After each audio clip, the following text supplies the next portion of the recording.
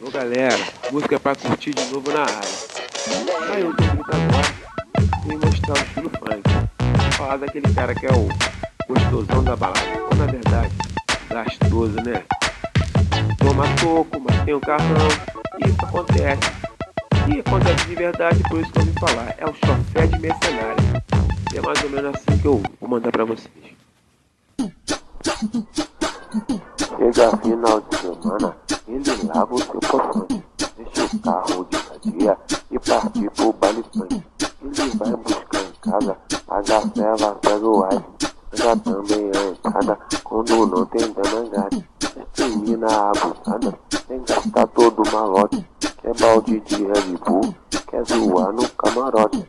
E ele todo empolgado, está até o que não pode.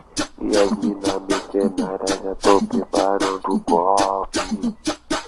Tem carro do ano de competição, ele tem carro do ano de competição, mas a gente toca nele. Araqueiro, chofezão. Ele tem carro do ano de competição, ele tem carro do ano de competição, mas mina toca nele. Araqueiro, chofezão. Mas já tão se ligando que vai acabar o dinheiro.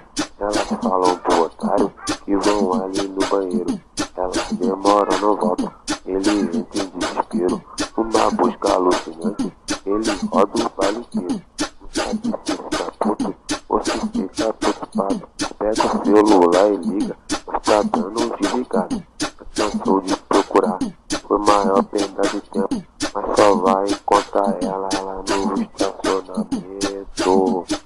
Ele tem carro do ano de competição, ele tem carro do ano de competição, mas a vida só tem ele para ser o chofezão. Carro do ano de competição, ele tem carro do ano de competição, mas a vida só tem ele para ser o chofezão. Chofezão. Pegou em ninguém, mano. Só gastou dinheiro. Foi na pista.